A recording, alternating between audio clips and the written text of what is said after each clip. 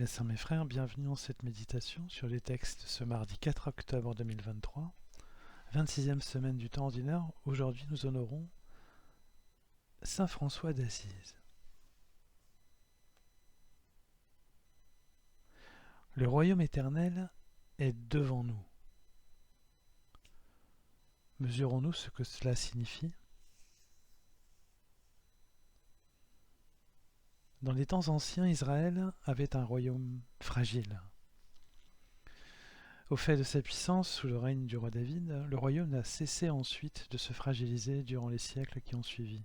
D'abord division du royaume en deux, Israël au nord, Juda au sud, puis les deux royaumes sont sous influence des puissances voisines qui le convoitent et qui les font définitivement tomber en moins 537 pour le dernier royaume de Juda.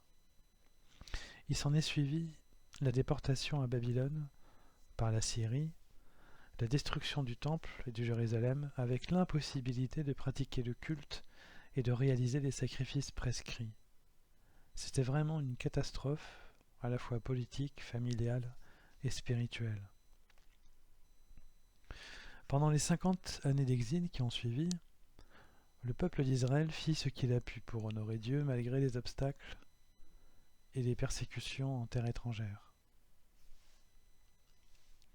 Prières et louanges en dehors du temple, volonté de maintenir les pratiques religieuses quand c'était possible et solidarité communautaire.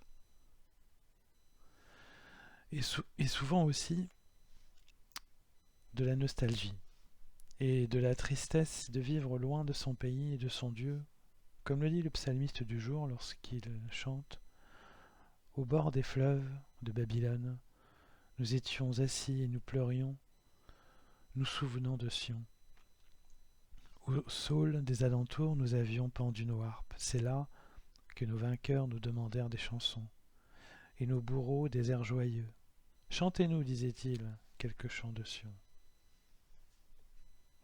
Dans pareille situation, l'avenir n'est plus regardé et n'a plus aucune consistance. Le passé devient la référence du moment présent. Pour cette raison, quand on l'édit de Cyrus, le roi de la nouvelle puissance qui envahit la Syrie à la suite, quand l'édit de Cyrus permit au peuple d'Israël de rentrer justement chez lui et de reconstruire le temple, l'avenir reprit une réalité malgré leur tristesse, et tous purent se projeter en avant, comme le relate le livre de Néhémie lorsqu'il dit « Comment n'aurais-je pas l'air triste quand la ville où sont enterrés mes pères a été dévastée et ses portes dévorées par le feu. »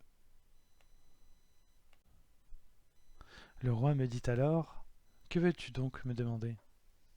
Je fis une prière au Dieu du ciel et je répondis au roi « Si tel est le bon plaisir du roi et si tu es satisfait de ton serviteur, laisse-moi aller en Juda, dans la ville où sont enterrés mes pères, et je la rebâtirai. » Le roi qui avait la reine à côté de lui me demanda « Combien de temps durera ton voyage? Quand reviendras-tu » Je lui indiquai une date qu'il approuva et il m'autorisa à partir. Bien loin de restaurer le passé, le peuple d'Israël a pu faire l'expérience, durant l'exil, d'un Dieu universellement présent, même en dehors du temple. Il ne les a pas oubliés, en donnant à Cyrus, roi de Perse, la possibilité de les faire revenir chez eux. Israël ne recommença pas à vivre comme avant, car il a fallu tout reconstruire. La ville, le temple et sa propre maison, nous l'avions vu les précédentes fois. Israël emprunta justement un chemin nouveau, malgré les apparences du retour à l'identique, préparant les consciences à ce chemin nouveau que Jésus nous propose aujourd'hui. Jésus justement nous avertit. Le royaume qu'il propose n'est pas une voie où on chemine avec des réflexes anciens. Il nous faut changer de façon de faire, changer de direction, ce que signifie le mot conversion. Durant l'exil, la pratique religieuse des funérailles, par exemple, fut bouleversée, en raison notamment des difficultés du gouvernement assyrien qui surveillait de près les pratiques religieuses et qui les interdisait. Le peuple a pu honorer ses morts autrement et pratiquer un culte en dehors du temple. C'est la poursuite de ce nouveau chemin auquel Jésus nous invite.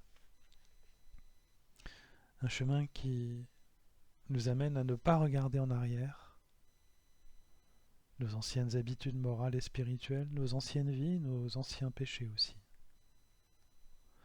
C'est une voie qui invite à faire du nouveau avec de nouvelles circonstances. Il ne sert à rien, mes sœurs, mes frères, de reconstruire quelque chose de fragile qui finira par s'effondrer. Encore, comme cela a été le cas en 70 de notre ère, quand le temple de Jérusalem fut à nouveau détruit, produisant de nouvelles catastrophes. Le royaume que propose de construire Jésus est le royaume spirituel dont nous formons les membres et lui la tête. C'est à cela qu'il nous invite en nous demandant de regarder devant nous. Lorsqu'il dit, dans l'évangile du jour, « Quiconque met la main à la charrue, puis regarde en arrière, n'est pas fait pour le royaume de Dieu. » De même que le peuple d'Israël connut une nouvelle vie durant l'exil et put découvrir un Dieu présent. De même, Jésus nous demande d'avoir confiance et de faire avancer et de nous avancer en changeant de comportement. Cela peut être difficile car nos habitudes mentales sont lourdes à changer et nos relations ne comprennent pas toujours, mais Dieu pourvoira et assurera notre chemin. La vie du peuple d'Israël a dû être bien difficile durant la déportation et l'exil. Nous pouvons la comparer à la nôtre aujourd'hui, même si rien n'est forcément comparable, mais au moins sur le plan moral, nous pouvons la comparer à la nôtre, car cela nous paraîtra, notre vie en tout cas, moins difficile à vivre. Jésus a toujours dit que son joug est léger dans les évangiles.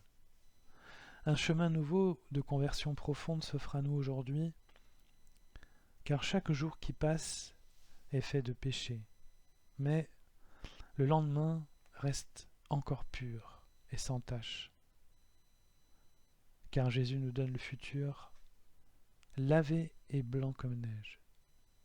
Chaque lendemain, mes sœurs, mes frères, est gonflé des possibles du royaume et du sacrifice ultime de notre Seigneur qui nous a pardonné. Nous pouvons tout remettre au pied de sa croix et construire demain de belles journées dans un royaume de sainteté qui a commencé aujourd'hui.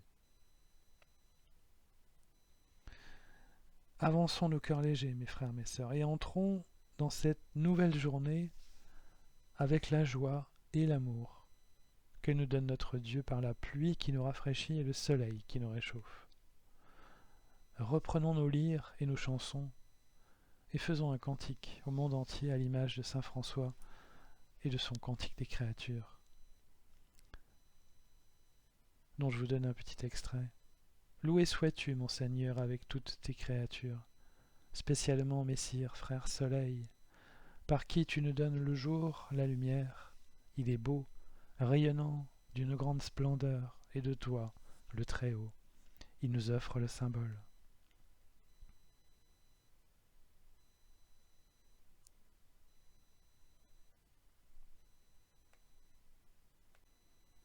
Que cette journée et tous les lendemains resplendissent de sa lumière.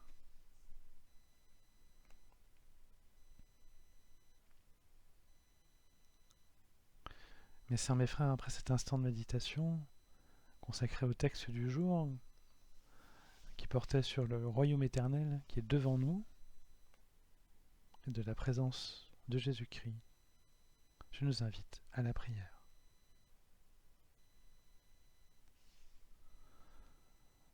Ô Seigneur Jésus-Christ, ton royaume de pardon et de joie éternelle est devant nous sur notre chemin. Tu nous y fais avancer avec patience et bienveillance. Aide-nous à regarder devant nous ce jour béni qui nous attend, rempli de la lumière de ta présence. Que ces jours nouveaux soient remplis de ta gloire. Permets-nous de la faire resplendir et que notre vie devienne comme la tienne. lumière des lumières, ô mon Jésus. Amen.